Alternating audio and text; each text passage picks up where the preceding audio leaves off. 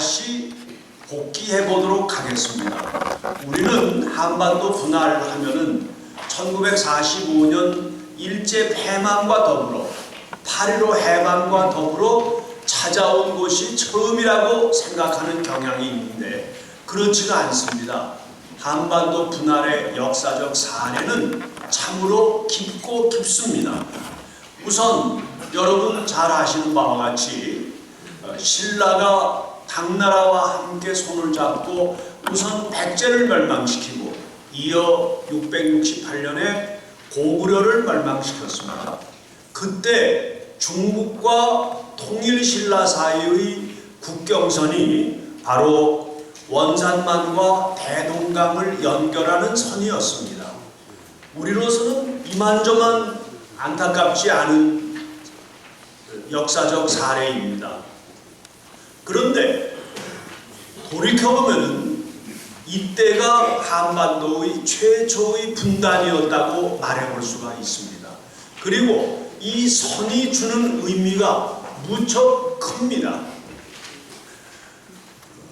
흔히 원산만과 대동강을 연결하는 선을 한반도의 목, neck of the Korean Peninsula라는 표현을 많이 씁니다. 여기가 바로 한반도의 목이라는 이야기가 됩니다. 이것이 지니는 의미에 대해서는 제가 앞으로 다시 말씀드리도록 하겠습니다. 고려 말에도 한반도는 사실상 분할되었었습니다. 고려 말에 원나라의 세력이 커졌을 때 저 북쪽을 수비하던 고려의 장군이 바로 원나라에 항복을 합니다. 항복을 하면서 자기가 관할했던 지역을 다 원나라에 바칩니다. 그래서 원나라는 그 지역을 원나라의 통치령으로 삼고 그리고 항복했던 고려의 장군을 그 지역의 최고 통치자로 발령을 내고 그래서 사실상 우리가 잊고 있었지만 고려 말기에 한반도는 분단됐었던 것입니다.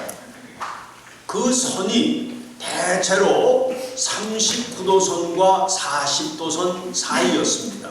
다행히도 공민왕이 들어서서 반원 운동을 전개하고 원나라의 세력도 기울어가고 그 틈을 이용해서 고려가 빨리 그 땅을 수복했기 때문에 분할 상태는 오래가지 않았었습니다. 여기서 주목되는 것 역시 그때의 분할선이 바로 이 한반도의 목, 원산만과 대동강을 잇는 그 선에 근접해 있었다는 사실입니다. 보다도 본격적인 분할에 대한 논의는 임진왜란 때 나타납니다. 일본이 조선을 쉽게 정복할 수 있다고 생각했지만 그러나 명나라가 들어옵니다. 이것이 우리에게 주는 시사점은 많습니다. 벌써 해양 세력 일본이 조선을 다 차지할 것 같다는 생각을 갖게 되었을 때 대륙 세력인 명나라가 개입해 들어왔던 것입니다. 즉 대륙 세력이나 해양 세력이나 어느 세력도 조선 전체를 어느 한쪽이 독점적으로 지배하는 것을 원하지 않았기 때문에 명나라는 일본에 의한 조선 전체의 지배를 막기 위하여 파병을 했던 것입니다. 그리고 이제 명나라의 지원, 특히 우리 조선에서의 의병들의 투쟁, 이순신 장군의 구국적인 투쟁이 겹쳐져서 바로 일본을 내쫓을 수 있었습니다. 그런데 그 과정에서 이제 명나라와 일본 사이에서는 조선을 절반으로 나누자라는 분할안이 검토되었습니다. 이때는 분할선이 제시되지는 않았습니다. 그러나 대체로 그저 한반도를 남과 북으로 나누자, 그리고 남쪽을 일본이 통치하고 북쪽은 명나라가 통치하던 또는 명나라가 원하는 조선의 국왕이 통치하던 또는 중립지대로 놔두던 이러한 안이 두 나라 사이에 거론되었습니다. 명나라는 처음에는 관심을 보이다가 그러나 곧바로 이제 그 안을 거부했기 때문에 그래서 임진왜란 때는 그저 의견 교환으로만 그쳤고 실현되지 않았던 것은 무척 다행스러운 일이었습니다. 이때 남과 북을 어떻게 어느 선에서 나누느냐에 대한 구체적인 논의는 없었지만 대체로 오늘날의 38선에 근접한 선으로 이해가 됩니다. 다시 한번 한반도의 분할이 검토되는 것은 이제 청일전쟁이 일어나기 얼마 전입니다. 청일전쟁이 일어나기 얼마 전에 즉 조선에서 이모군란이 일어나 그리고 갑신정변이 일어나 그래서 이 조선의 그 여러 가지 문제들이 동양 여러 나라들의 관심을 받게 되던 시점에 일본의 어느 신문에 한 글이 실렸습니다. 그 글도 지도까지 실렸는데 거기에 보면은 자 조선을 나누자. 조선을 주변 강대국들이 나눠서 이렇게 차지하자라는 안이 제기된 일이 있었습니다. 그러나 그것은 그저 일본 그 신문에서의 거론으로 끝나고 말았습니다. 보다 더 본격적인 것은 청일전쟁이 임박했을 때였습니다. 1894년 청일전쟁이 임박하게 되니까 영국이 개입해 들어왔습니다. 여러분 잘 아시는 바와 같이 영국은 언제나 일본을 지지해 왔습니다. 왜? 영국도 해양국가고 일본도 해양국가입니다. 특히 영국은 유럽에서는 러시아를 견제하는 정책을 쓰고 있었기 때문에 이제 동양에서도 러시아가 팽창하는 것을 막아야겠다는 생각에서 러시아의 팽창을 막을 수 있는 나라는 일본밖에 없다는 판단으로 일본을 적극적으로 지원하였습니다. 그런데 이 청일전쟁이 임박하게 되니까 영국으로서는 과연 일본이 승리할 수 있을까 하는 의문을 갖게 됩니다. 그래서 일본을 위해서 한반도 분할안을 내놓습니다. 즉 한반도를 둘로 나누자.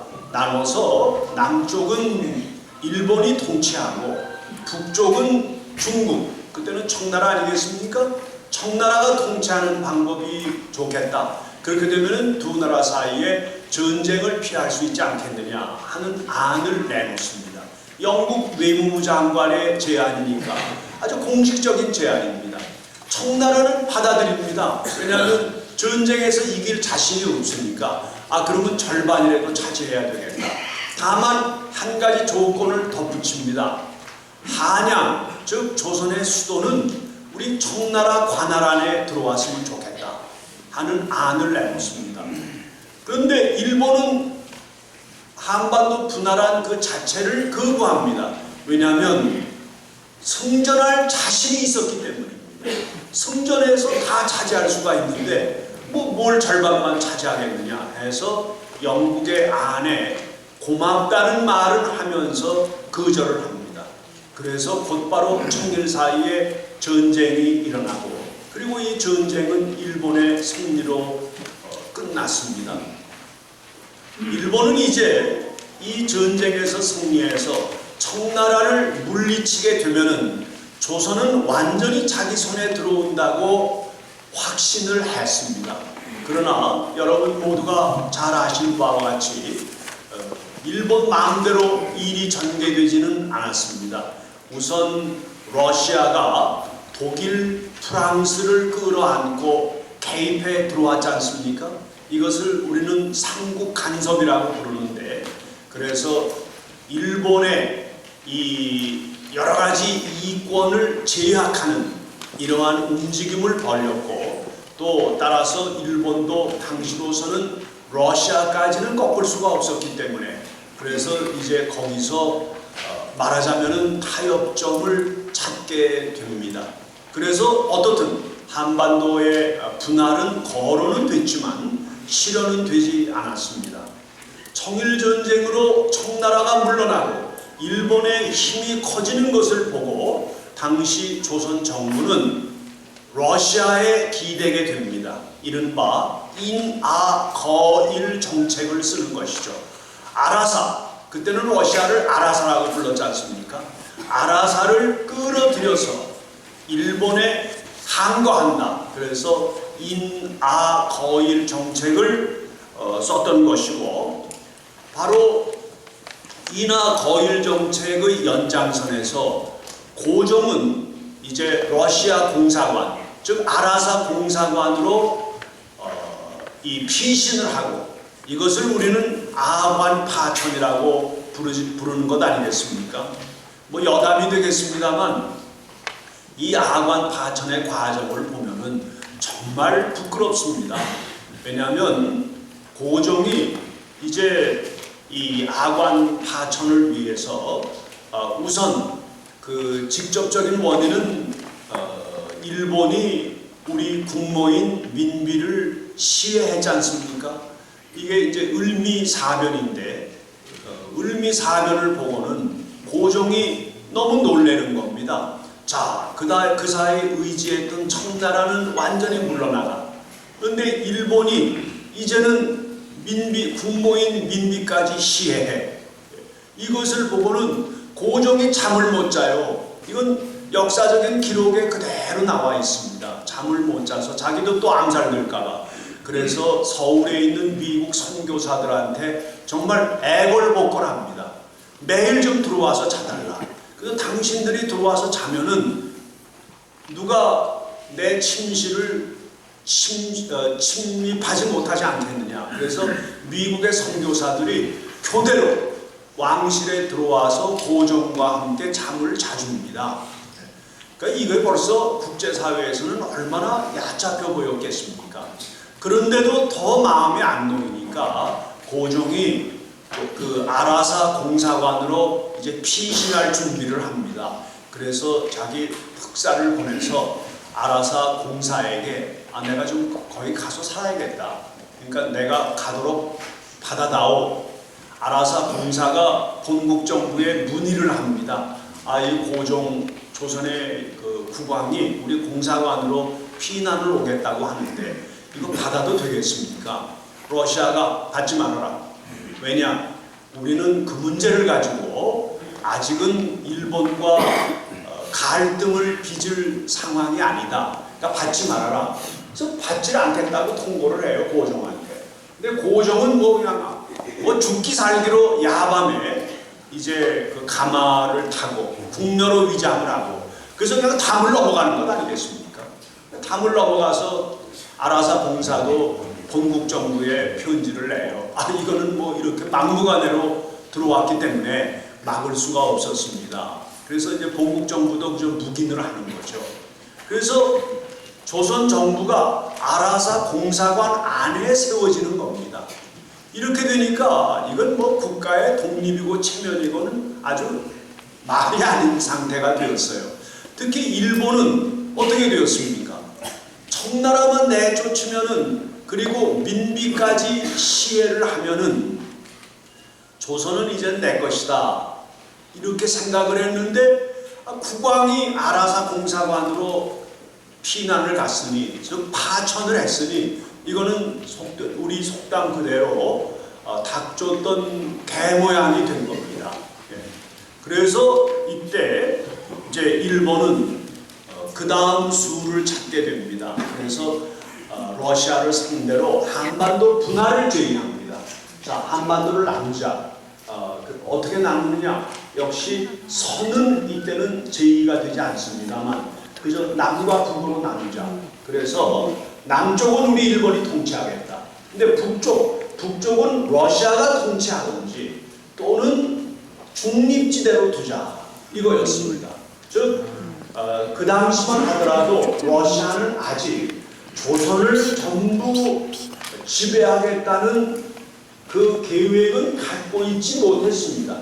그저 만주를 지키려고 하는, 만주를 자신의 세력권 안에 두려고 하는 생각은 가지고 있었지만 조선까지 뻗칠 여유는 없다고 생각을 했습니다.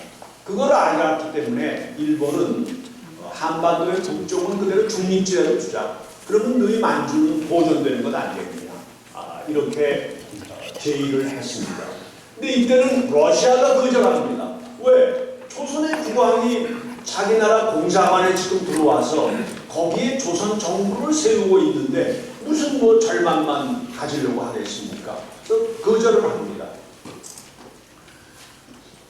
이제 상황이 바뀝니다. 그러니까 일본은 정말 이를 갑니다. 우리가 그냥 모든 힘을 쏟아서 청나라를 굴복시켰고 또 국제적인 여론의 비난을 감수하면서까지도 민비를 시해하고 그리고 조선을 다 삼키려고 하였는데 이제 러시아가 이렇게 방해를 해? 이거 러시아하고 일전을 겨루지 않으면 안 되겠구나 이렇게 생각을 갖게 됩니다. 그래서 러시아와의 전쟁을 아주 주도 면밀하게 구상해 나가고 그리고 이때 역시 영국이 적극적으로 도와줍니다. 역시 같은 해양 국가로서 특히 러시아를 견제해야 된다는 목표 때문에 영국은 일본을 적극적으로 후원해 줍니다. 이제 전쟁 준비가 다 끝났어요. 그러니까 일본은 안심을 하고 러시아에게 전쟁을 걸고 그래서 1904년에 러일 전쟁이 일어나게 되었던 것입니다. 이때 물론 일본의 압승으로 끝나는데 그 배후에 영국이 개입되어 있다는 사실을 우리가 다시 상기해야만 합니다. 이때 러시아 함대는 발틱에서 떠나게 됩니다. 즉 저 유럽에서 떠나는 거예요.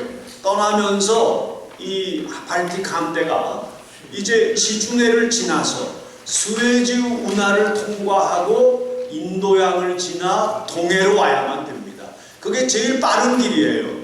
그런데 영국이 딱 막는 겁니다. 못 가.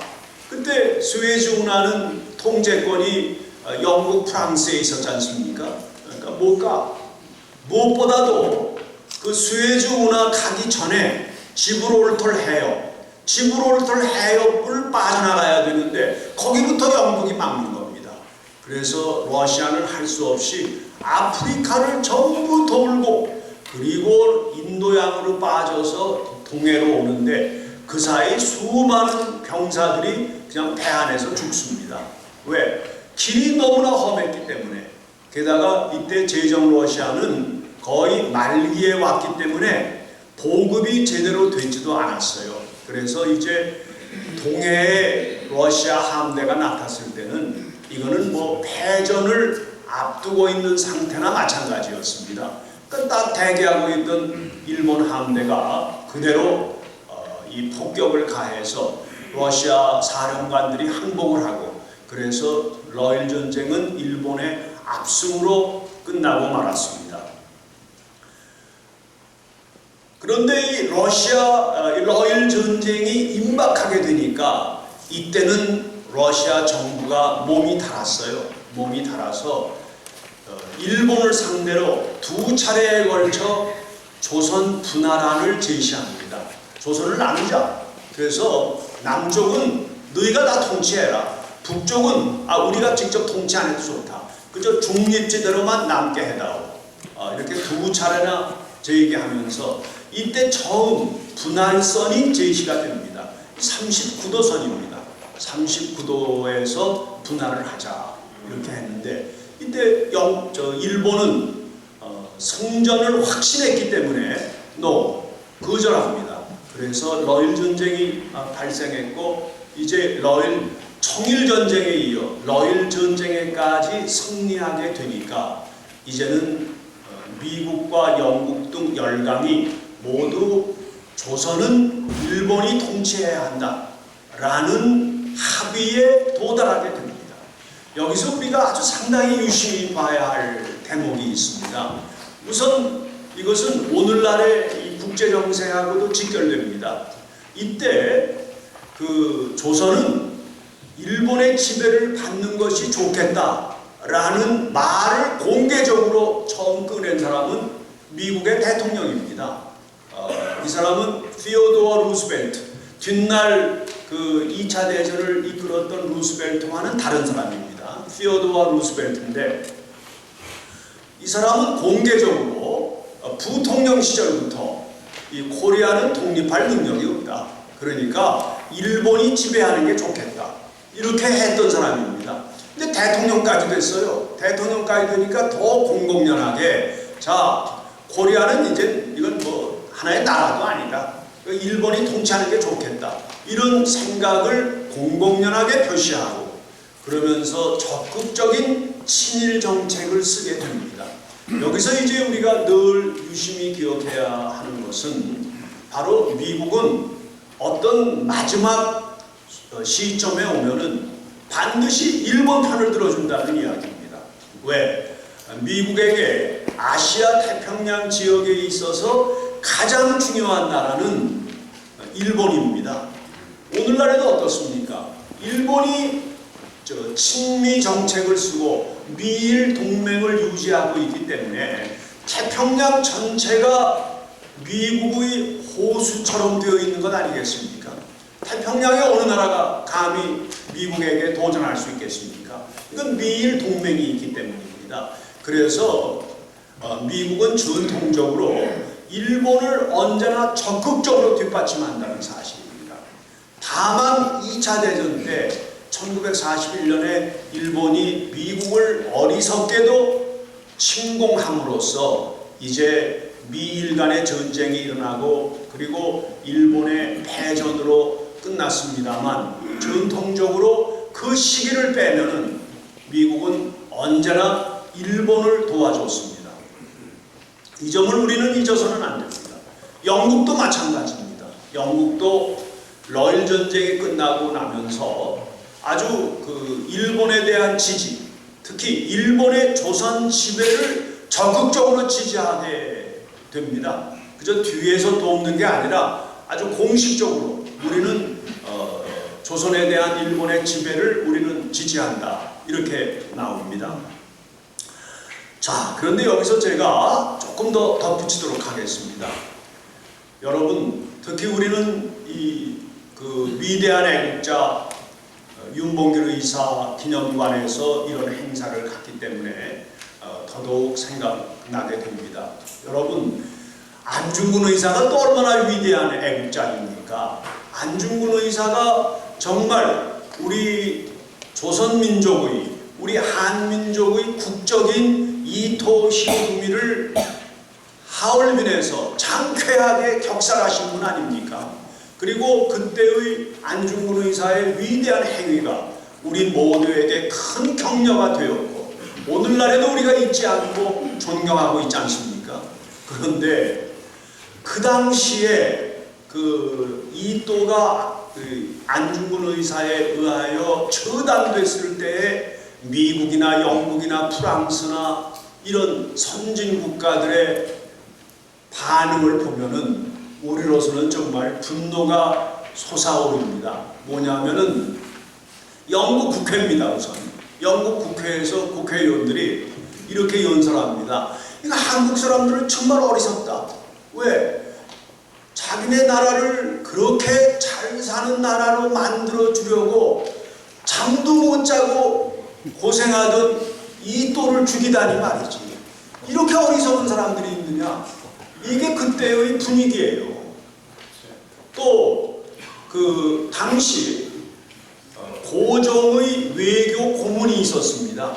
당시에 이제 우리 조선 정부에서는 우리가 이 국제 정치 외교를 모르기 때문에 자꾸 이렇게 당하고 있다라는 생각을 가졌기 때문에 미국인 외교관 가운데 아주 유능한 사람을 우리 고문으로 모시자. 그래서 고종의 외교 고문으로 미국의 한 외교관을 초빙했었습니다. 이 사람이 회고록을 쓴 게 있어요. 거기 보면은 이 사람도 뭐라고 한 거 하니, 한국 사람이 저지른 그 어리석은 일 중에 하나가 바로 이토 히로부미를 죽인 것이다. 이토가 조선의 독립을 위해서 얼마나 애쓴 줄 아느냐. 근데 그 사람을 죽이다니 말이야. 그래, 고종의 외교 고문이라는 사람이 그렇게 생각할 정도였어요. 그건 왜 그랬느냐? 역시 일본이 그 당시에 자기들을 잘 속인 겁니다. 국제사회에. 늘 이 사람들은 우리는 이 어리석고 아주 그 못난 코리아를 우리가 선진국으로서 잘 이끌어주려고 한다는 그 선전. 근데 조선 정부는 그때 그런 국제사회에 대한 선전에 눈을 돌리지 못하고 있었지 않습니까? 전혀 눈을 돌리지 못하고 있었어요. 그러니까 우리 조선 사람들이 얼마나 일본을 미워하느냐, 일본의 이른바 보호를 받는 것을 싫어하느냐는 그 뜻은 잘 표현되지 않고 그저 이토가 잘하려고 한다, 이것만 보도가 됐기 때문에 그러한 망발들이 일어났다고 하는 것.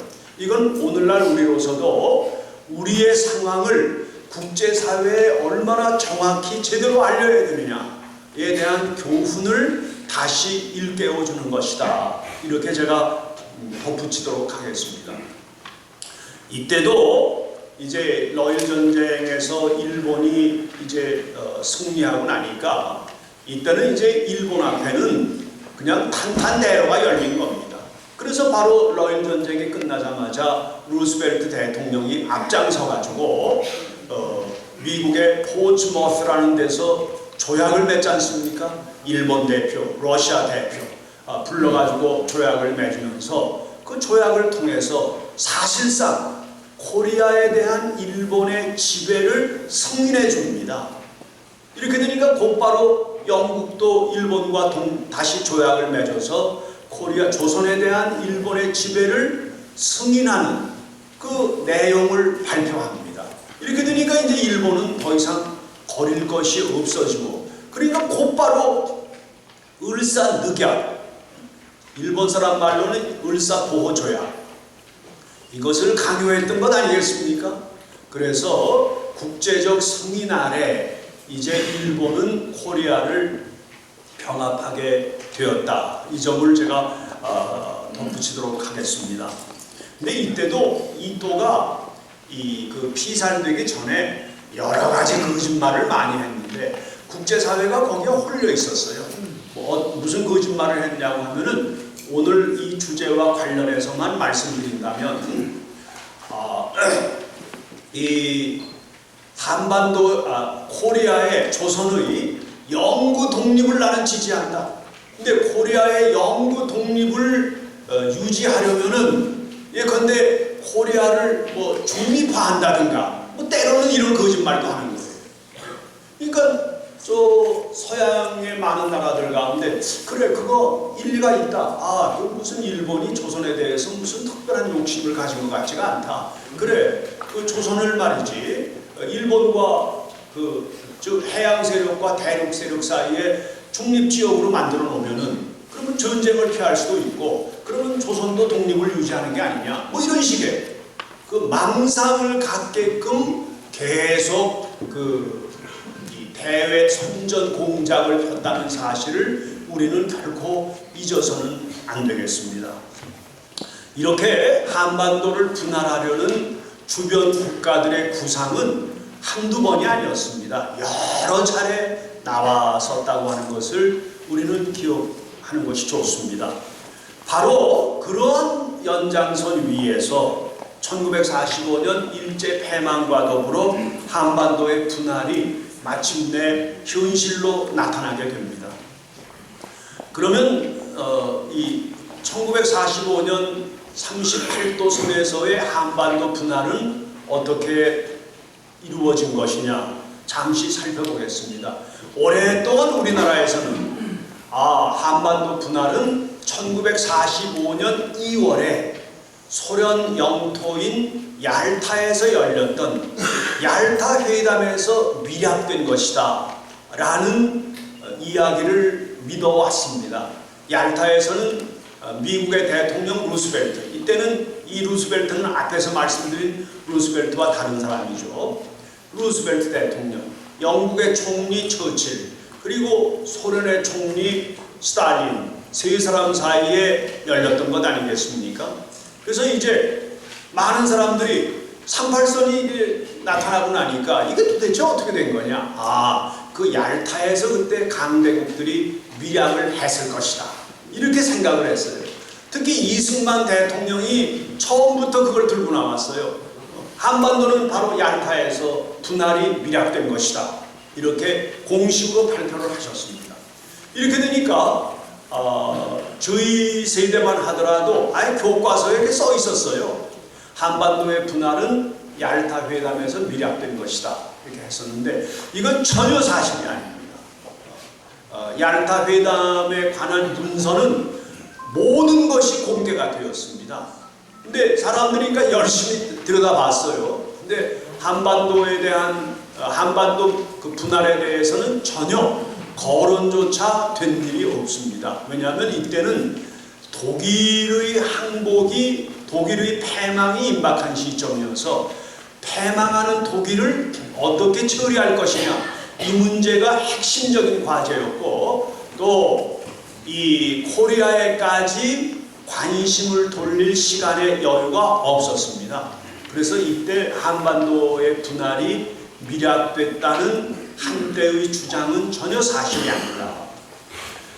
그러고 나니까 이제 얄타 회담의 모든 문서가 공개됨으로써 한반도 분할이 얄타에서 미락된 일이 없다는 것이 확실시되니까 사람들은 그 다음에 포스탐 회담에서 미락됐을 것이다, 이렇게 추측을 했습니다.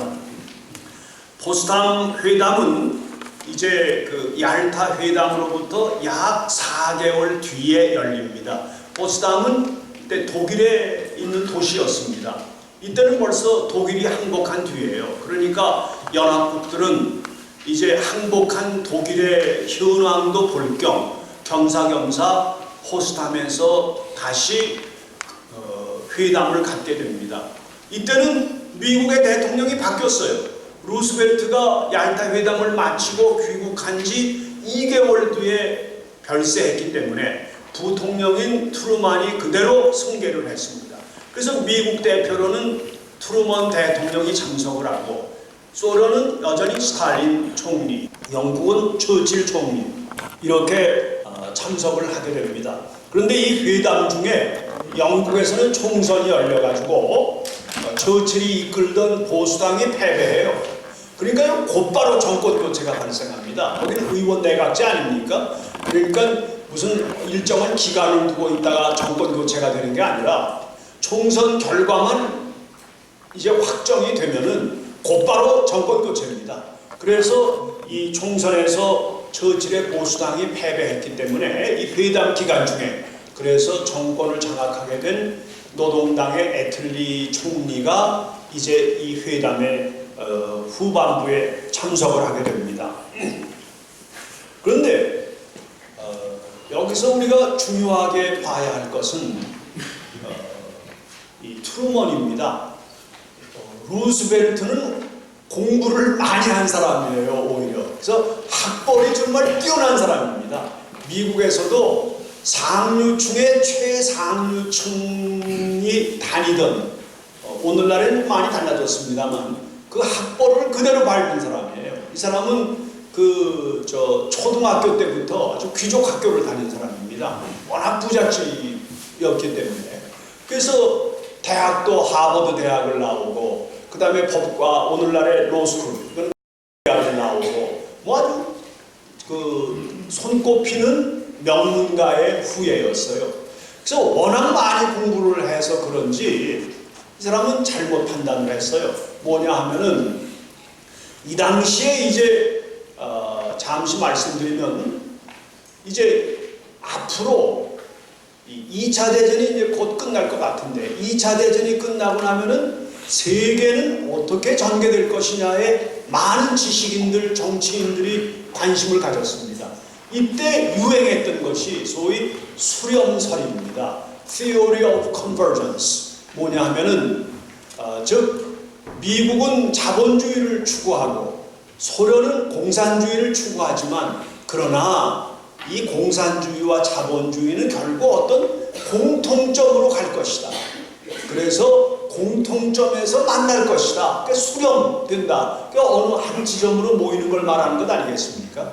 그래서 소련의 공산주의도 변화하고 이제 미국의 자본주의도 변화해서 그래서 어떤 제3의 공통점인 지점에서 만날 것이다. 이게 수렴설인데 아주 이거는 지식인일수록 그걸 믿었어요.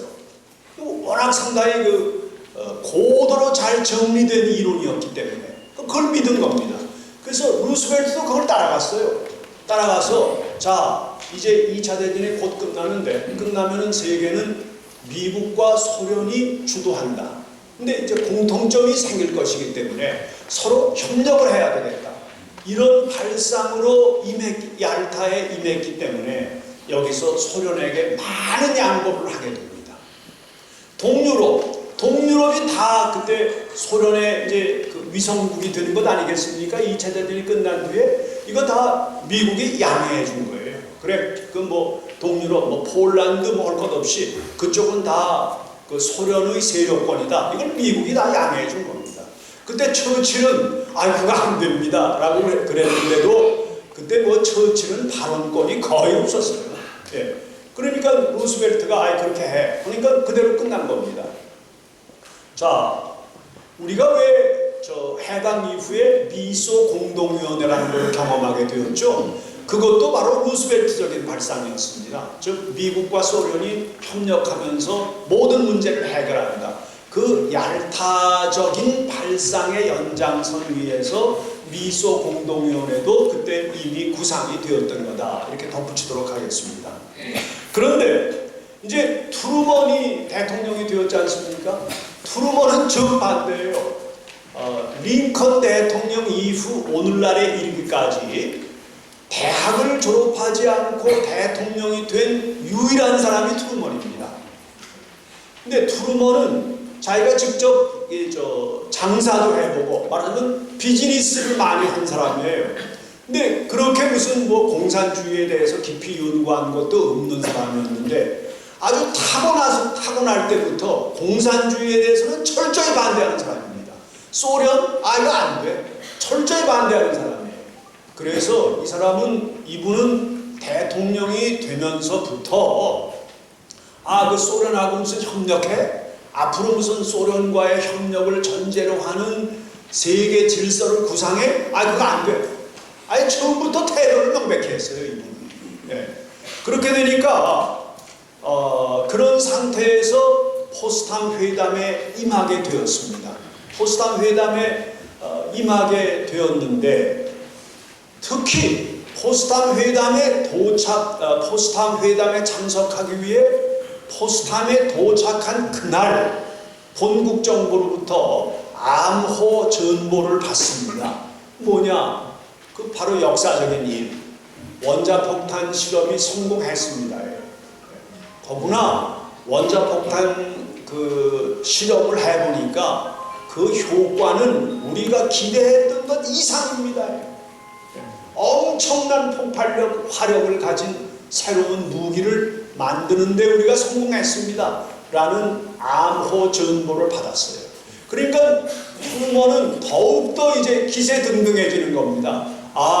난 원래 그냥 소련이라면 싫어하고 공산주의라면 싫어하는 사람이 그래? 원포까지 이때 손에 넣었다? 이렇게 되니까 무슨 내가 포스탐에서 말이지 스탈린을 상대로 무슨 협상을 하고 이거 없어 이거였습니다. 그렇기 때문에 포스탐에서는 무슨 한반도를 나눈다 이런 거는 거론조차 되지 않았습니다. 포스탐 회담의 기록도 다 공개가 되었습니다.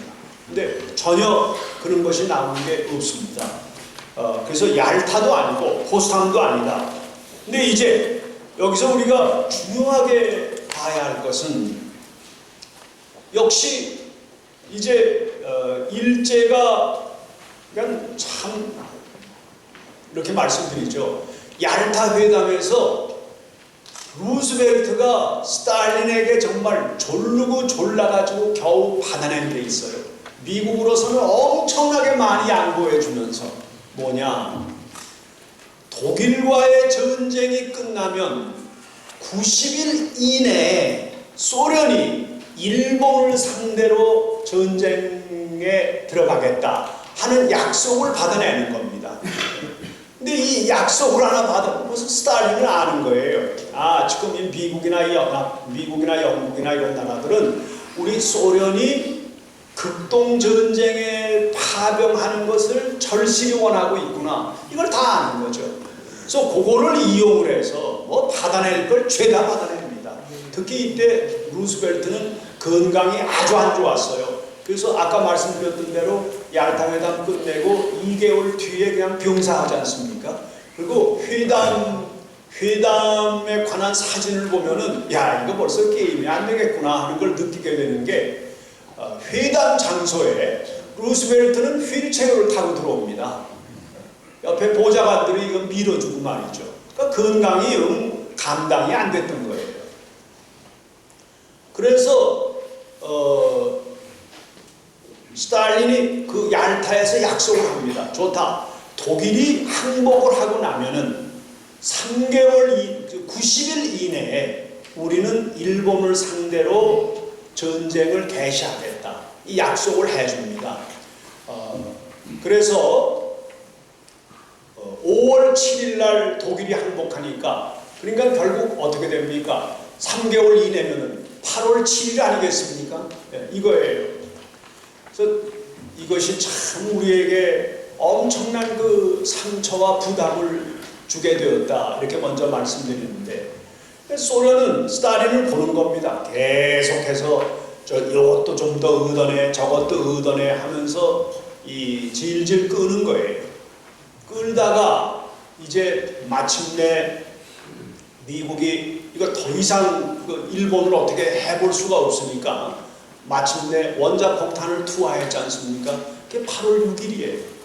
8월 6일에 히로시마에 투하해요. 그래도 항복을 안 하니까 이틀 뒤에 이제 그 나가사키에 투하를 했지 않습니까?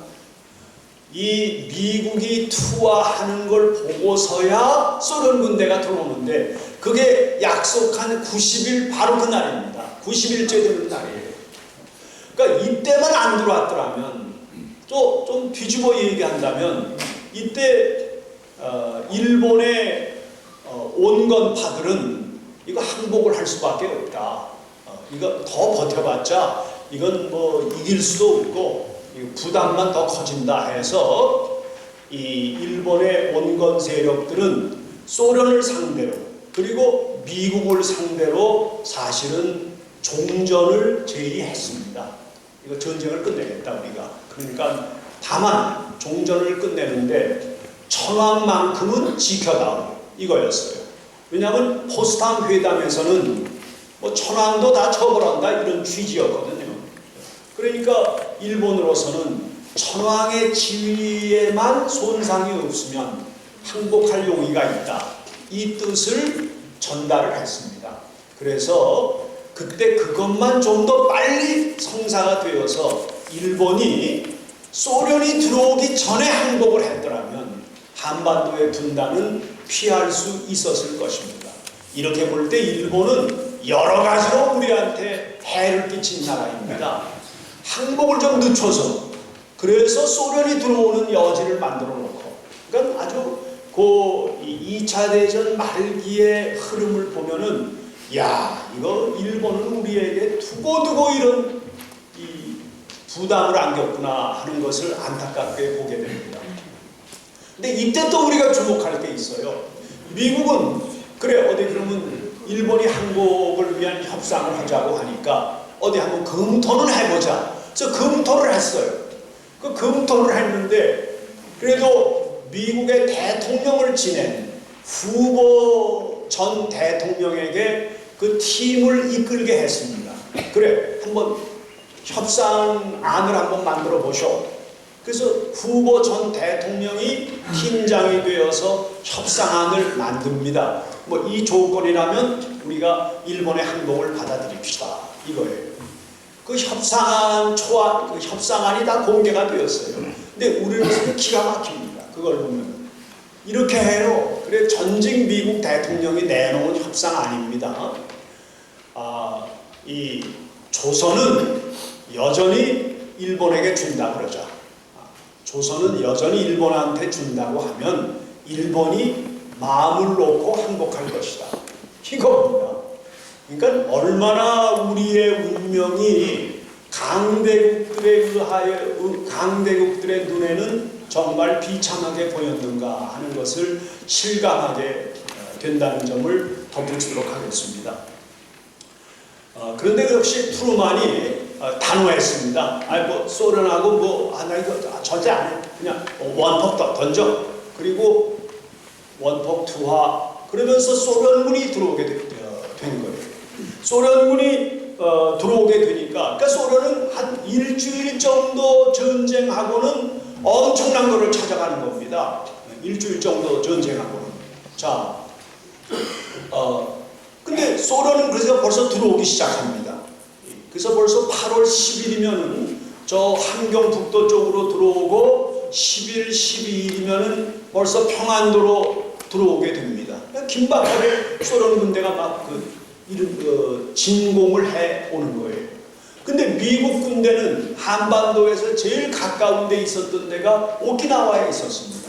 그러니까 오키나와에 있는 군대를 투입하기에는 이게 너무 거리도 멀고, 그때로서는 거리도 멀고 아직 본토 진공이 안 끝났기 때문에 오키나와에 있는 미군의 일부라도 빼돌려서 한반도에서의 소련군의 진공을 막기가 어려웠습니다.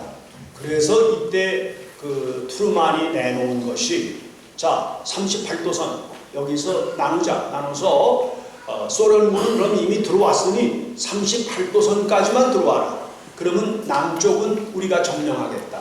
이렇게 하는 안을 내놨는데 스탈린이 이걸 그대로 받아들였습니다. 그대로 받아들였어요. 이건 참, 그래서 그나마 요 남한만이라도 우리가 건질 수 있게 된 겁니다. 그러면 왜 그때는 스탈린이 그냥 소련 군대 그냥 밀고 내려가 하면은 그냥 끝나는 겁니다. 근데 미군은 올 수가 없었으니까. 근데 왜 스탈린이 받아들였느냐? 스탈린은 일본의 분할 점령을 강력히 원하고 있었기 때문입니다. 사실 돌이켜보면은 이때 분할되어야 할 나라는 일본이었습니다. 독일을 분할했지 않습니까? 그때 연합국의 정신은 전쟁을 일으킨 나라는 반드시 징벌해야 된다.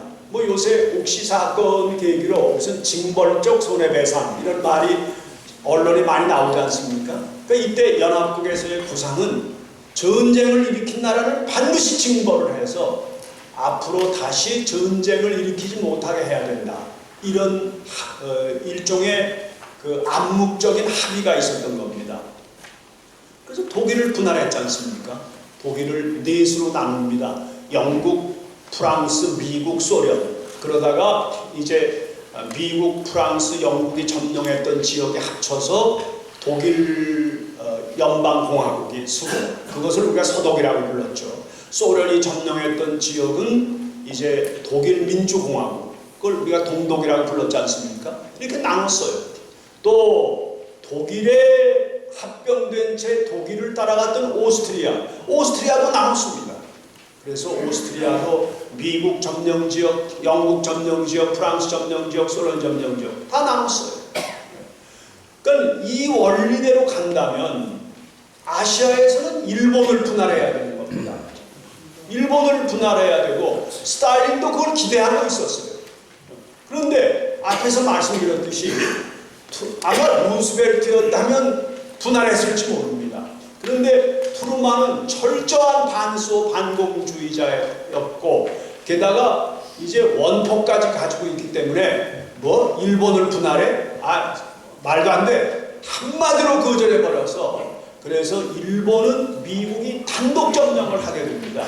이게 일본한테는 커다란 행운입니다. 만일 일본도 분할 점령의 기간을 거쳤더라면 아마 오늘날의 일본을 보기는 어려웠을 것입니다. 많은 혼란을 겪었을 거예요. 근데 단독전쟁, 이건 트루만에게 이만저만 감사해야 되지 않으면 안 됩니다. 이렇게 되니까 스탈린으로서는 이때는 이제 애걸해요. 왜 일본은 분할 안 합니까?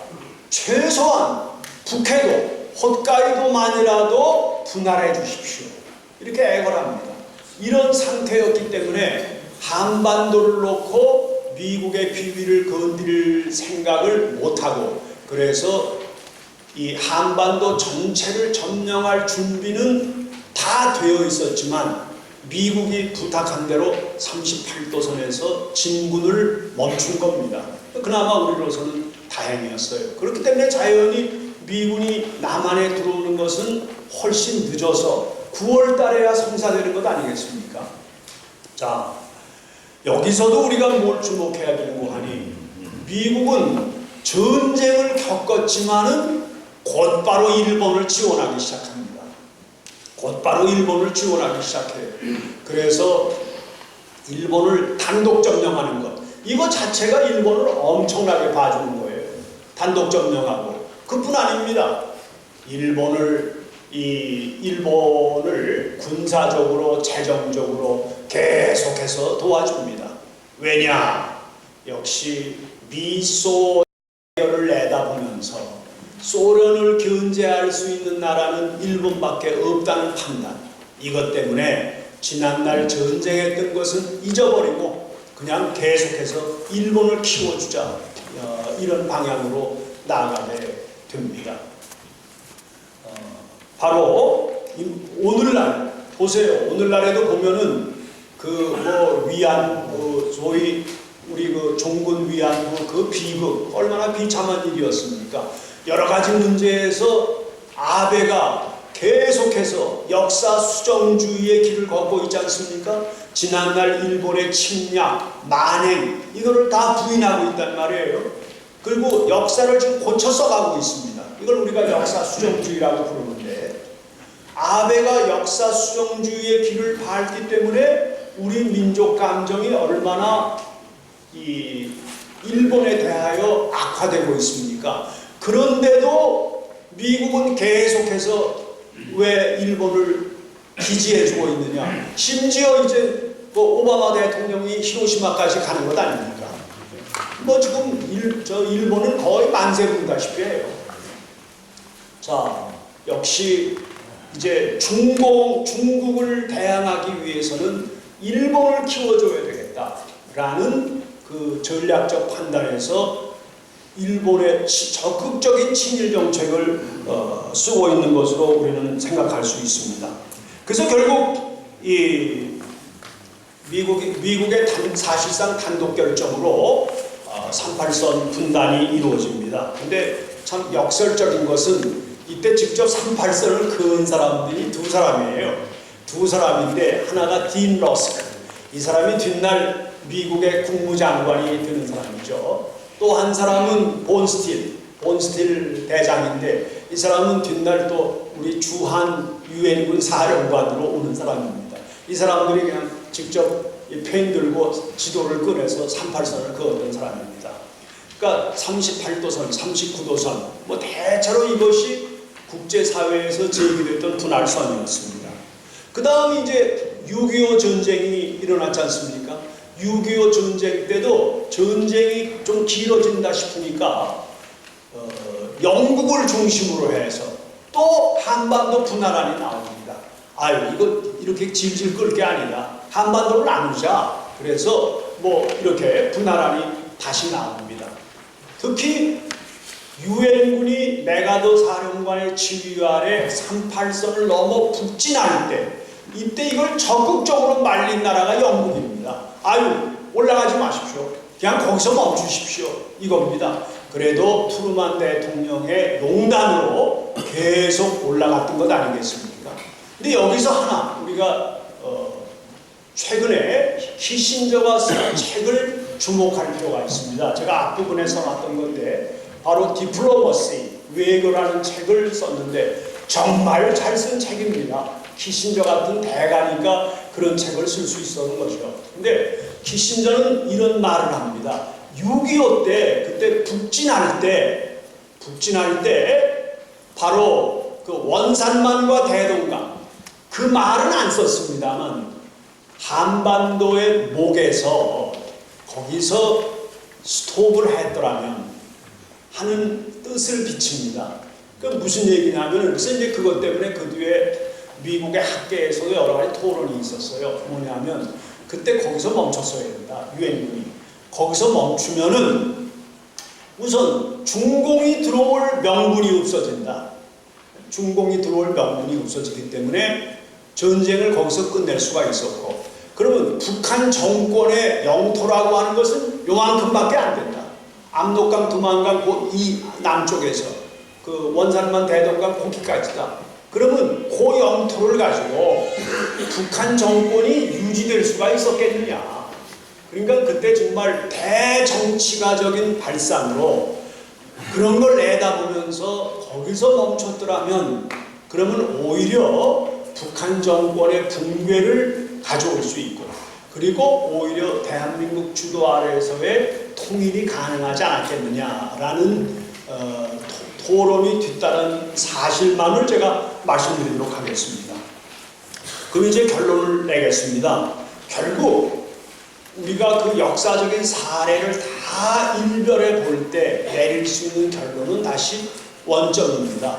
역시 한반도의 지정학적 위치, 대륙 세력과 해양 세력이 충돌하는 지역이기 때문에 전략적 가치가 높다고 보고, 그래서 여기를 독점적 지배를 못할 바에는 차라리 절반이라도 가져야 되겠다 하는 구상이 늘 강대국 사이에는 있었습니다.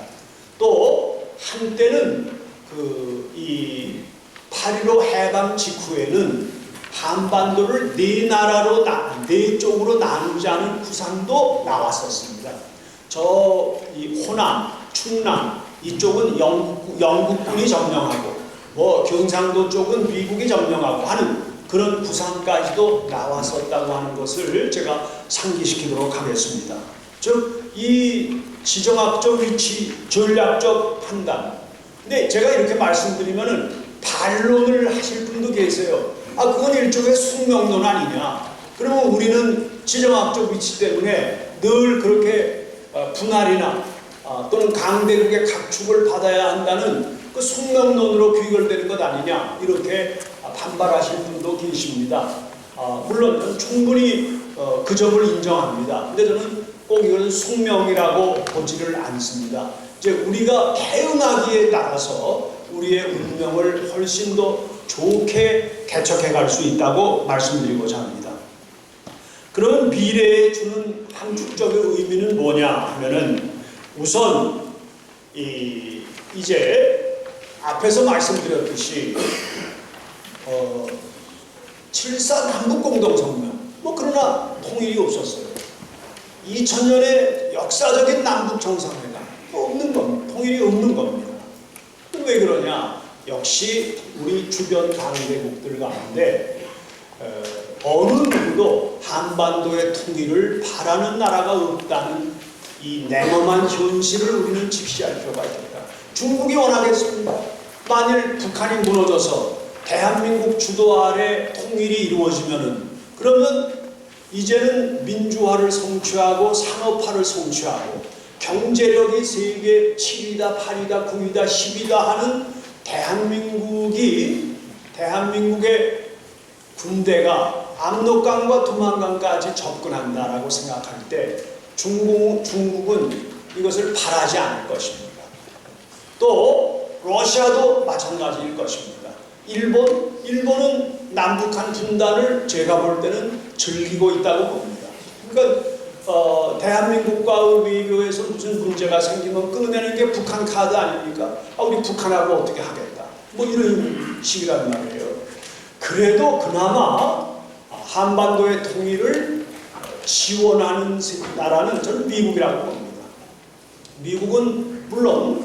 미국도 물론 사회주의 공산주의 아래 한반도가 통일될 거다 하면 그건 반대하죠. 그러나 이제 점점 대한민국 주도 아래서의 또는 자유민주주의와 자본주의 아래서의 한반도의 통일의 개연성이 더 커지고 있지 않습니까? 그래서 저는 미국은 훨씬 더 호의적이다 이렇게 말씀드리고자 합니다. 그래서 이제부터는 우리가 외교적 상상력을 발휘를 해야 된다고 봅니다. 한때 참여정부에서는 균형 외교론이 제기되었었습니다. 저는 균형 외교론은 현실적으로는 어렵지만 그 뜻은 좋다고 보았습니다. 역시 우리가 어느 한쪽에 치중하지 말고 이 주변 강대국들 사이에서 균형자적인 역할을 수행한다면 우리의 상황은 훨씬 더 나아지지 않겠느냐라는 판단입니다. 또 그런가 하면 우리가 중립외교를 해야 된다라는 말을 하는 분도 계시는데 저는 찬성하지 않습니다. 역시 우리에게 지금 가장 소중한 것은 한미 군사동맹입니다. 대한민국이 오늘날 이렇게까지 성장 발전할 수 있었던 배경에는 한미 군사동맹이라는 튼튼한 울타리가 있었기 때문입니다. 그 점에서 저는 중립외교가 만일 한미 군사동맹의 부정위에서 전개되는 것을 전제한다면 그것은 바람직하지 못한 발상이다 이렇게 말씀드립니다. 그 다음은 선남북화해, 남북화해를 먼저 도출하자는데 이게 무척 어렵습니다. 독일을 보면 독일은 동서독으로 나뉘었는데 이거는 우리가 국제형 분단이라고 말합니다. 앞에서 말씀드렸듯이 전쟁을 일으킨 나라를 징벌한다는 뜻에서 연합국이 분단이라는 징벌을 내린 겁니다. 그래서 국제형 분단이라고 말하고 동서독 사이에서의 충돌은 없었어요.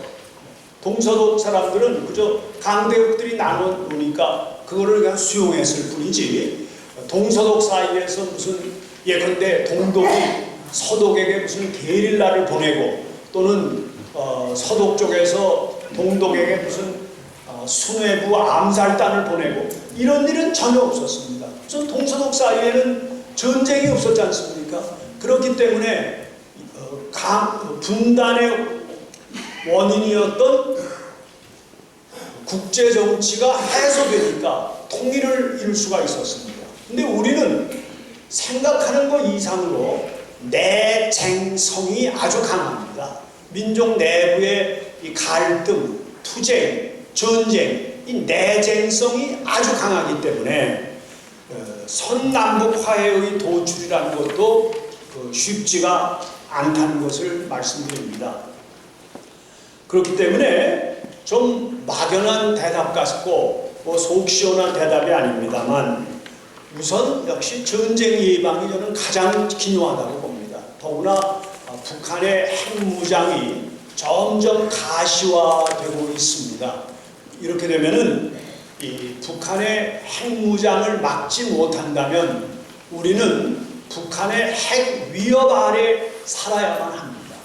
그래서 특히 핵전쟁의 예방 또 핵전쟁 직전에 남북한의 군사충돌 이것을 예방한다는 기반을 튼튼히 만들어야 한다는 겁니다.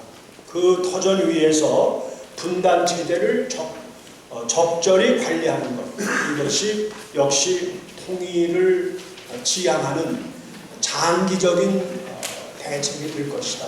좀 막연합니다만은 그러나 현실적으로는 그렇게밖에는 말씀드릴 수 없어서 대단히 송구스럽다는 말씀을 올리고 오늘 제 발제를 끝내도록 하겠습니다. 경청해 주셔서 대단히 감사합니다.